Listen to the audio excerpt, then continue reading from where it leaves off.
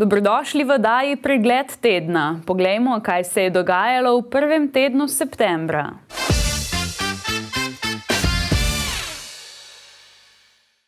Šolarji so se vrnili v osnovnošolske in srednješolske klopi, letos pa jih čaka še nekaj sprememb. Poglejmo.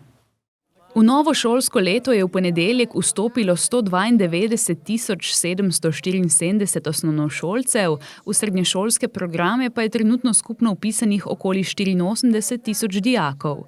Na prvi šolski dan smo po pouku ujeli nekaj šolarjev, ki so z nami delili vtise ob vrnitvi v šolske klopi. Zanimivo se je vrniti nazaj.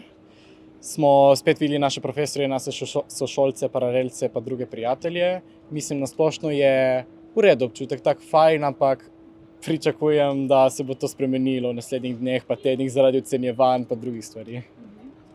Za zdaj mi je še super, ker ne delamo še dosti snovi, samo delamo neke uvode v predmete. Tudi malo čudno je, ker smo drugi letniki, nismo navajeni novih obrazov in prvih letnikov, ampak je zanimivo. To je v redu, ne? Ampak je malo prevroče, da gremo v šolo še. Oktober bi bilo v redu, ne? Kaj pa urnik si dobila, si zadovoljna?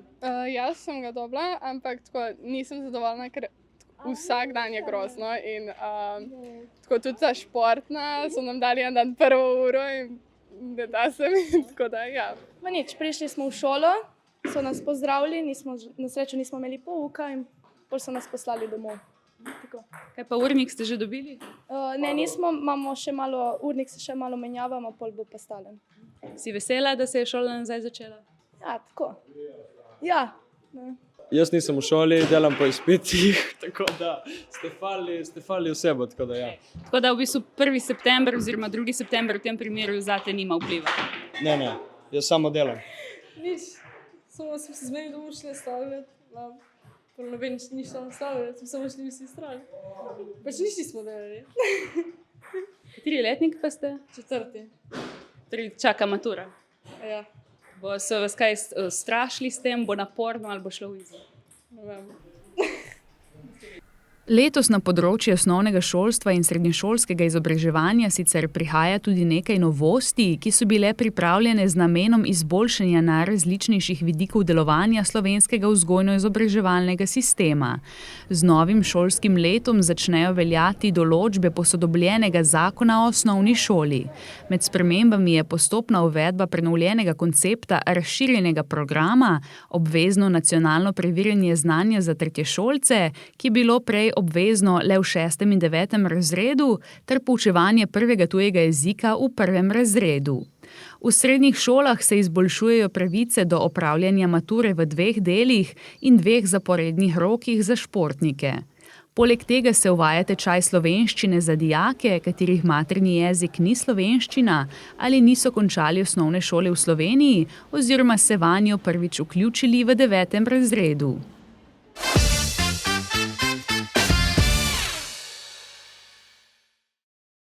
Razstava slovenskega slikarja Toneta Kralja z naslovom Kruha in iger, slikarstvo Toneta Kralja 1941 do 1945 od preteklega tedna dalje gostuje v Pokrajinskem muzeju. Razstavo so pripravili v Muzeju novejše in sodobne zgodovine Slovenije v Ljubljani, Pokrajinski muzej Koper pa je za to razstavo posodil eno od del, znano sliko Rapallo. Kratko smo se dogovarjali o tej posoji, me je nekako obšlo, da bi ta razstava pravzaprav morala priti tudi na Primorsko in da bi jo morali videti naši obiskovalci. Tone Kralj je bil namreč slikar, ki je še posebej zaznamoval Primorsko in je v našem prostoru tudi, lahko rečem, kar poznan in predvsem tudi še danes aktualen.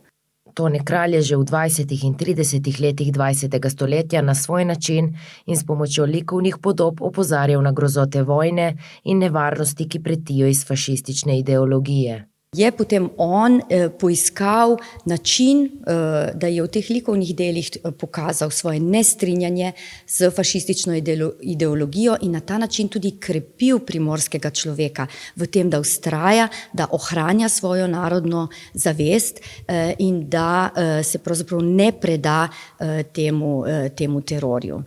To je naredil z simboli v svojih delih, recimo zelo znana je simbolika barv, tako da tudi če gre za biblijske prizore, pravzaprav vedno sledimo tudi neki drugi naraciji, neki sekundarni naraciji, ki se dogaja pod temi biblijskimi prizori. In to recimo opazimo skozi slovensko trobojnico, vedno so prisotne bela, rdeča in modra barva, zelo so prisotni tudi simboli teh nasilnih ideologij 20. stoletja, ki nas opozarjajo, in po drugi strani pa seveda tudi elementi slovenskosti, slovenske narodotvornosti in podobno. Avtorja razstave Tina Fortič Jakopič in Marko Ličina sta se najprej ukvarjala z delom Streljanje talcev iz Muzeja novejše in sodobne zgodovine Slovenije, ki se je izkazalo za kompleksno delo. Ne po sami vsebini, to so že dobro raziskali in je bila poznana, pač pa je bila zanimiva hrbtna stran te slike. Namreč slika, platno je bilo premazano z premazom, z beležem. In od spodaj se je dalo slutiti ostanke neke druge slike, seveda predhodne slike. No in potem so se odločili v muzeju, da bodo to malo podrobneje raziskali in na plano je prišla s pomočjo Restavratorskega centra Slovenije, ki je to seveda strokovno naredil, odstranil tisti belež, je prišla potem popolnoma tudi druga slika, torej hrbtna slika tega streljanja talcev je slika Kruha in iger panem et circenses. Še posebej povedna, zagonetna slika, polna simbolov in seveda spet z vsemi opozorili, ki smo jih pri kralju nekako že navajeni. Razstava je brezplačna in na voljo za ogled do 15. decembra. V Pokrajinskem muzeju Koper so ob razstavi pripravili tudi različne spremljevalne dejavnosti. 8. septembra se bo odvila ekskurzija po poteh Toneta Kralja, ki načrtuje obisk 3 primorskih cerkva, ki jih je kralj poslikal s svojimi likovnimi simboli. Temu pa bodo v septembru, oktobru in novembru sledila še predavanja in vodstva po razstavi.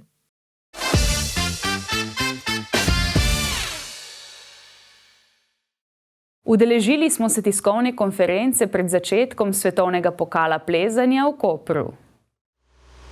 Zunanja stena plezalnega centra Koper plus Climbing bo danes in v soboto postala prizorišče 28. svetovnega pokala v športnem plezanju v disciplini težavnost. Koper bo tovrstno tekmovanje gostil že 3. leto zapored. Pomirili se bodo tudi nekateri olimpijci, med katerimi je 2-kratna olimpijska prvakinja Janja Garnbret, za katero bo tekma v Kopru zadnja v sezoni. Mislim, olimpijske igre so bili absolutni vrhunec, tam sem dala svojo dušo in vse v olimpijske igre, da mi je uspelo to, kar mi je.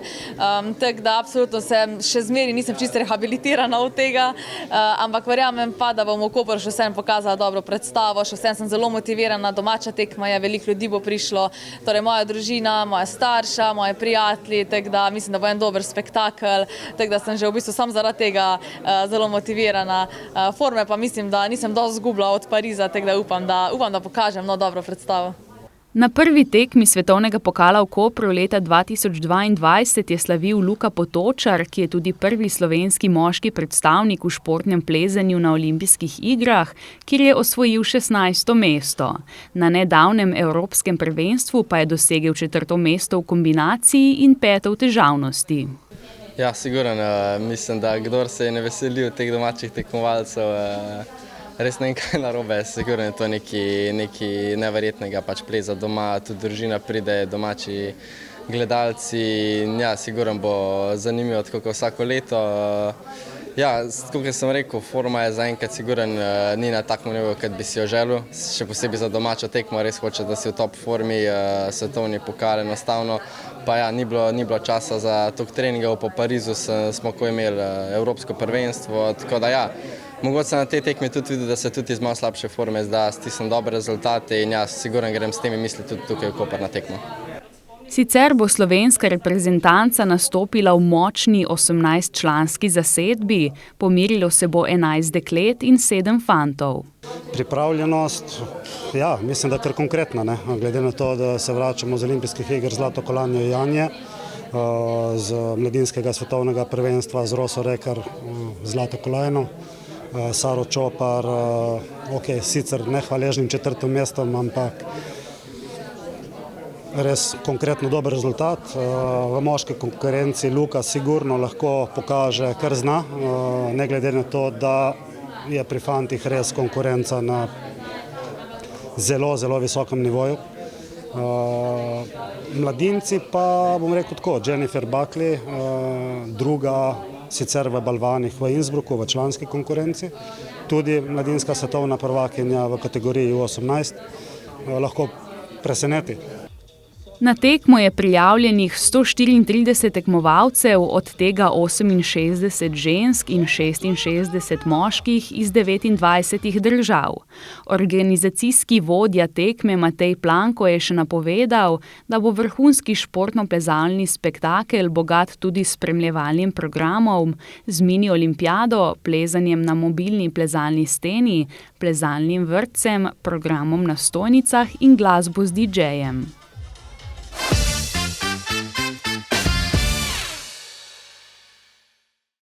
Letos se je sezona obiranja pričela prej kot običajno, kar vpliva tako na kvaliteto kot količino pridelka.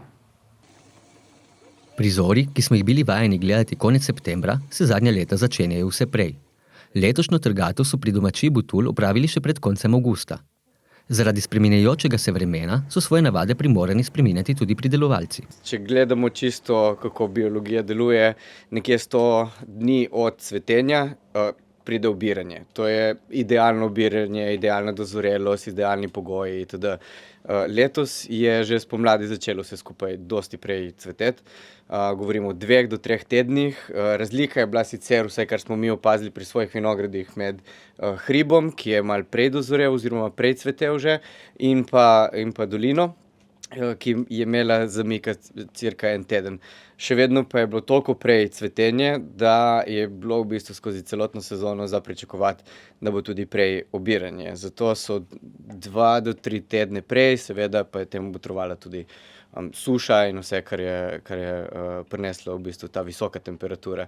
Ker konec koncev mi nismo imeli, vsaj kar neki sezon že, nismo imeli tako dolgih visokih temperatur. Torej, da so visoke temperature vztrajale tudi več kot 2 meseca. Praktično vsak dan je bilo na 30 stopinj. Danes prvič, da je malo deževalo. Zgodnejše cvetenje in obiranje pa se pozna tudi na kvaliteti pridelka in postopku pridelave. Ja, kvaliteta je seveda primerna sezoni. Torej so sladkorji zaradi take količine sonca, so sladkorji višji. Posledično pa zaradi zrelosti ali pa prezrelosti morda so kisline v vinu nižje. S tem je treba seveda pač vsako leto malo delati. Mi to nekako balansiramo skozi, tako kot sem rekel prej, skozi 2 vinograda, ki so tako v hribu in v dolini. V dolini seveda dosegajo višje kisline, nižje sladkorje, v hribu višje sladkorje in nižje kisline. In posledično pač se igramo lahko s takimi zadevami. Gotovo je pa to, da smo pobirali dosti prej, zelo zrelo grozdje, tudi celo bi lahko rekli, da na določenih področjih upaljeno od sonca, torej res že skoraj da zažgano, rozinasto, res posušeno. Je pa res, da zaradi manjše količine dežja je bilo posledično manj težav z raznimi plesnimi, kot je peronospora in druge inoidi, recimo, kot glivice. Tako da je v bistvu kot sezona, glede na to, da nismo imeli toče in nismo imeli nekih hudih vplivov, moram reči, da je pozitivna. Seveda pač je bila pa polna izzivov in zdaj bomo videli, kaj bo dejansko v kleti delalo. Pričakujemo, da bodo maceracije krajše, torej da bomo krajši čas puščali na samih jagodah, zato da lahko izvlečemo malo več aromatike v resnici ven iz samega grozdja. V nasprotju s prakso pa je letos vršičkanje zaradi temperatur grozdju škodovalo, kar se med drugim pozna na količini pobranega pridelka. Tisti, ki smo vršičkali, torej smo delali ta zelena dela, čistili trte, se je zgodilo, da na osončenih delih je lahko pobralo sonce toliko več. Torej tisti, ki so letos bili malo bolj konzervativni ali pa niti niso čistili, so imeli seveda bolj zaščiteno grozdje. Tako da ja, kvaliteta se je najprej poznala tle, seveda se glavna kvaliteta vidi najprej v vinogradih. Tako da ja, je drugačna kvaliteta, je manjša količina kot, ko bi rekel, od povprečja. Ker glede na zadnjih nekaj let, moram reči, da ni bila tako slaba letina. Glede na daljše, torej kaj se pričakuje od, ne vem, recimo hektarskega donosa, pa je bila gotovo 30-40% manjša letina kot sicer. Dejstvo pa je, da bodo vremenski pojavi v prihodnje še bolj skrajni, brez prehodnih obdobij z močnimi nalivi in dolgotrajnimi sušami, zaradi česar bo potrebno prilagajanje. Jaz mislim, da znanje gre hitro naprej, tehnologija gre hitro naprej, tako da precej hitro se moramo tudi mi obračati oziroma mi odzivati tem izzivom.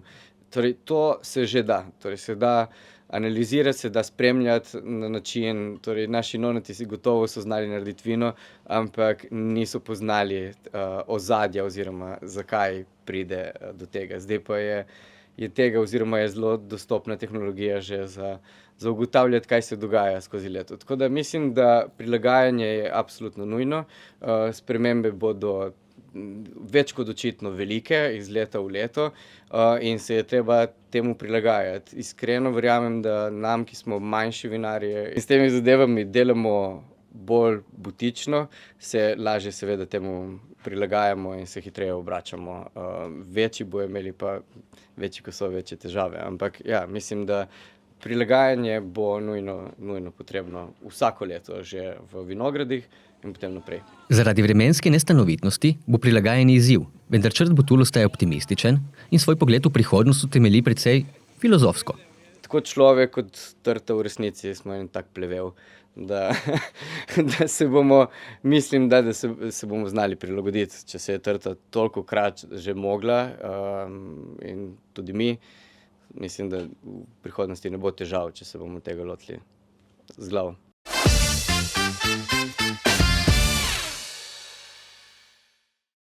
Začenja se enomesečna akcija Prekolesarimo svet, ki je namenjena ozaveščanju o samomorih. Od 10. septembra, ko obeležujemo Svetovni dan preprečevanja samomora, do 10. oktobra, ki velja za Svetovni dan duševnega zdravja, bo potekala akcija Prekolesarimo svet, kateri pobudnik je Mednarodna zveza za preprečevanje samomora. Namen akcije Prekolesarimo svet je zaveščanje širše javnosti o družbeni problematiki, ki predstavlja samomor.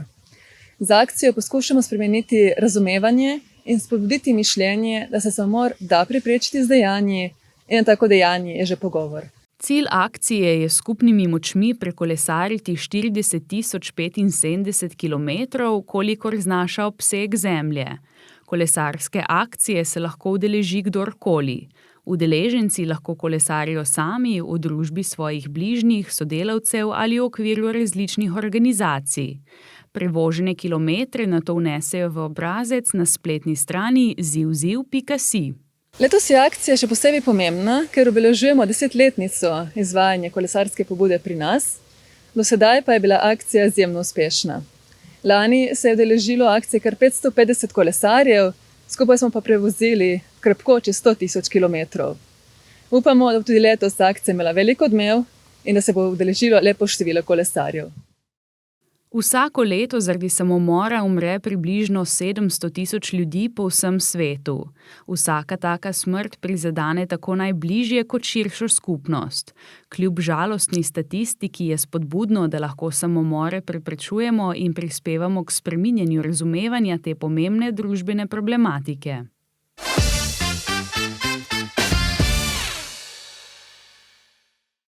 V Izoli je potekal tako imenovani kick-off sestanek projekta Dante, katerega nosilec je izolska občina. Čeprav ni nikakršnih zgodovinskih dokazov o tem, da je avtor božanske komedije kadarkoli obiskal Izolo, je to mesto vseeno močno povezano s srednjeveškim pesnikom. V Izoli je namreč nastal srednjeveški kodeks, prepis izvirnega rokopisa božanske komedije, ki je hranil v Narodni knjižnici Marčana v Benetkah.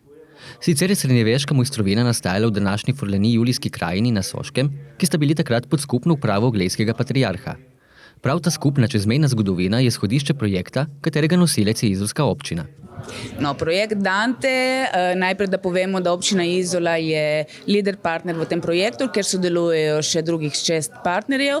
Nekako povezujemo celo to območje od Veneta, Friuli, Venecija, Giulia in občina Tolmin na slovenski strani, tako da smo zaradi tega zelo, zelo ponosni. In seveda povezovalni člen je osebnost Dante. Občina Izola od tega najprej nameni to, da se promovira literarni turizem z kreiranim določenim številom literarnih turističnih poti. Za občino Izola pa seveda je pomembnost je prav glih v tem, pač s tem projektom bomo določene projekte itak dokončali. Zanimivo je to, da bomo kreirali 5 tematičnih turističnih literarnih poti, seveda pa za Izolo najbolj pomembno je to, da s tem projektom bomo dokončali dela tudi v naši Podestatovi palači, ker bo seveda namenjeno tudi en del osebnost Dante. V okviru projekta bodo vzpostavljeni 3 centri za obiskovalce, in sicer v Izoli, v Tolminu in Čedži. Skupno bodo organizirane čezmejne prireditve v Izoli, Tolmini, v Trstu, Tolmecu, deželi Furlaniji Julijski krajini in občini Čedža v Venetu, ki bodo promovirale skupno literarno kulturno dediščino ter povezane literarne poti. Projekt bo predvidoma zaključen oktobra leta 2026, za dokončanje projekta Dante bo namenjenih okvirno 1 373 000 evrov.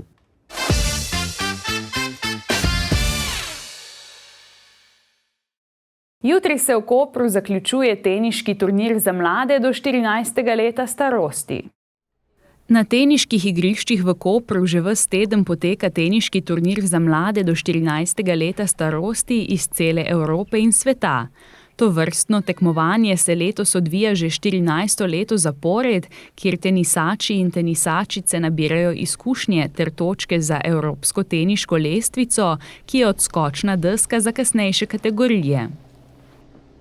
Tele v Kopru imamo ne samo na tem, tudi na drugih turnirjih zelo dober odziv. Prvo je to, ker je pač neka tradicija teh turnirjev, dobra organizacija, zelo lep športni ambient imamo tlele, športni center Bonifika in tudi glede na to, da so turniri že dolga leta, tudi kvaliteta igralcev je zelo, zelo visoka. Tako da ta turnir je drugega ranga turnir, no sicer so prvi, drugi, tretji rang in tole imamo potem še eno do 12 let, ki je pa prvega ranga, je tudi zelo močen. Tako da na temu bi pa rekel, da vsako leto imamo oziroma skozi, kot sledimo te igralce kasneje, je zanimivo, da potem kakšni od teh tudi pridejo med 100 na svetu v članski kategoriji. Turnir podpira tudi nekdani slovenski tenisač Iztok Božič, ki je nastopil na poletnih olimpijskih igrah leta 1992 v Barceloni. To so mednarodni nivo turnirjev, dokaj visok in temu primerno pridobivajo izkušnje, vidijo, kaj še morajo dodatno delati na treningu in tako tudi potem napredujejo. Udeleženci turnirja so z nami delili dosedanje izkušnje in vtise. Da damo se od sebe in da pač poskušamo zmagati in da se pač potrudim. To tekmovanje je bilo zelo lepo, mislim, zelo sem vesel, da sem sploh prišel čez prvo kolo. Težek turnir je, ampak mislim, v prihodnosti bo pač boljše. Ja, v bistvu nekako si sama ustvarjam pritisk, pred tekmo, pa sem pol malo živčna, pa v bistvu začnem nekako malo slabše igrati, ampak pol se na koncu sprostim, pa gre, pa pol ratuje, pa če se izide, drugače pa pač ne. Ampak drugače pa v redu, vreme je ful soparno, no, ampak se da igrati, so oblaki, pa ni panike. Turnir se bo zaključil v soboto s finalnimi tekmami.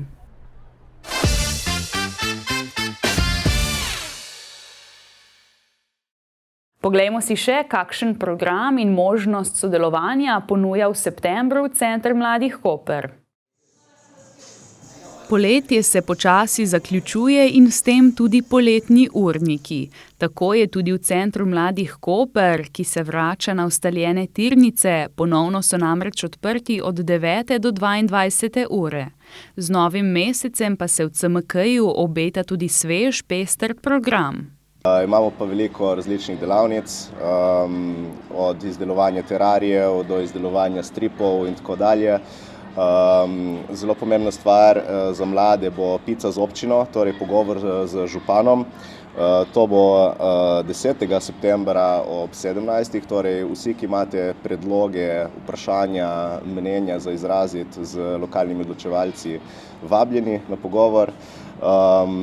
Imamo pa seveda tudi novo koncertno sezono pred nami, začela se bo 21.9. z koncertom Funk Fact. In mesec se bo pa zaključil z 2 koncerti v sklopu festivala Kulturiti Dvoru. 27. septembra boste nastopili skupini Move Knowledgement in Haiku Garden, 28. torej naslednji dan pa Liamer in Astrid. Ker je center namenjen predvsem mladim, jim tudi odpira možnost sodelovanja pri pripravi programa. Torej, mladi lahko kadarkoli pristopijo do mladinskih delavcev, ki se nahajajo na infotočki v CMK-ju s svojimi predlogi in jih bomo mi potem mentorirali skozi proces organizacije, torej od ideje do izvedbe. Vedno ste pa vabljeni mladi tudi k prijavi svojih projektov in programov na razpis Center mladih Koper. Torej, nova sezona razpisov bo pa leta 2025. Center mladih Koper ima svojo enoto tudi na Markovcu, ki je odprta vsak dan od ponedeljka do petka od 12.30 do 20, kjer se pogosto zbirajo posamezniki, ki so navdušeni nad družabnimi in videoigrami.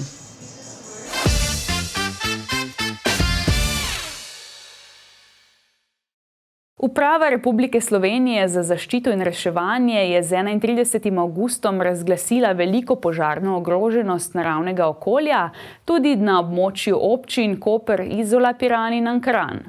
Z dnem razglasitve je v naravnem okolju poleg požiganja in odmetavanja gorečih ali drugih predmetov ali snovi, ki lahko povzročijo požar, prepovedano tudi kuriti kresove, požigati na območjih ob infrastrukturnih objektih, izven pozidanih površin uporabljati predmete, naprave ali izvajati aktivnosti, ki lahko povzročijo požar, ter izvajati ognjemete.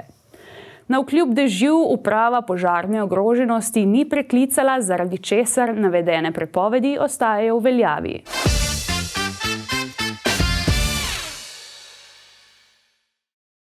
Nekega jutra, ko sem se odpravljala v službo, sem naletela na 3 golobčke, ki so se tuširali v vodnjaku pri taverni.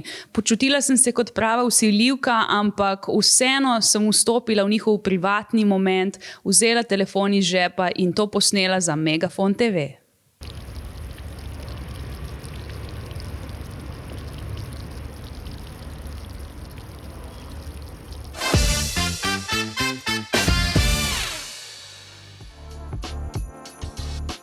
Pozdravljeni v novi ediciji Kulturnega napovednika. Pričenjamo z napovedjo dogodka, ki se bo na jutrišnjo soboto odvil v Koko kafeju v Portorožu.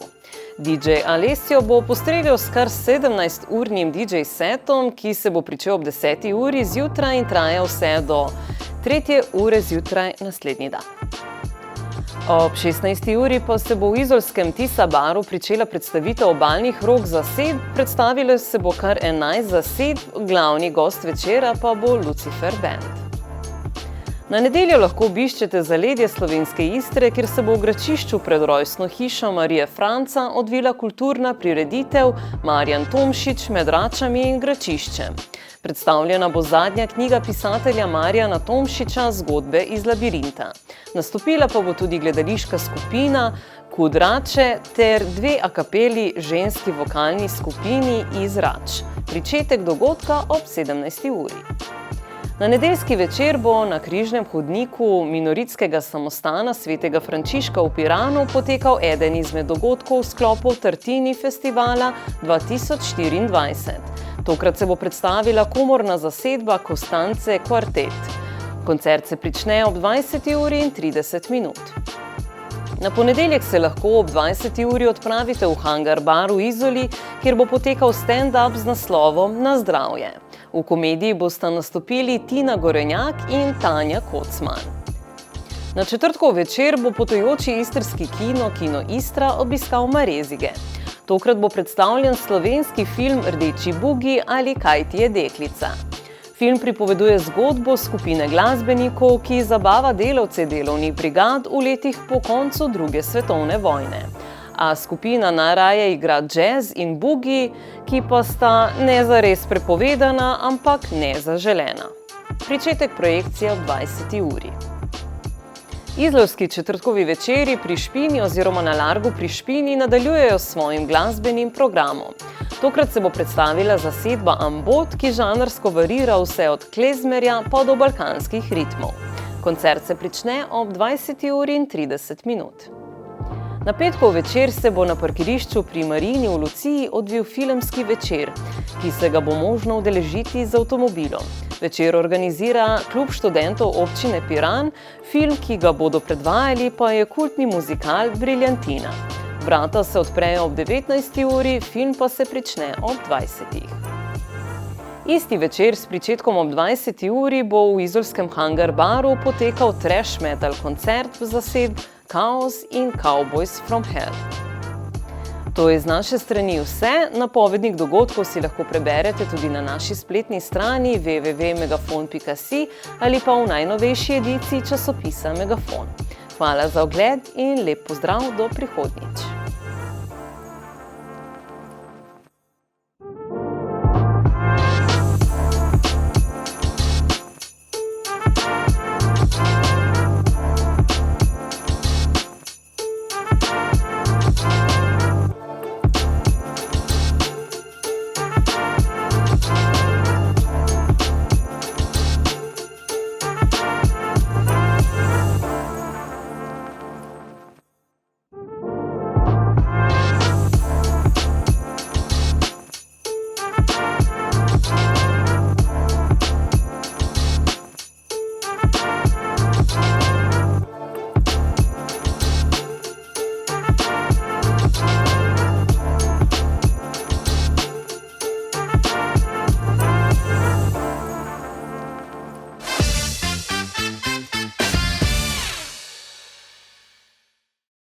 Hvala za pozornost in lep pozdrav do prihodnjič.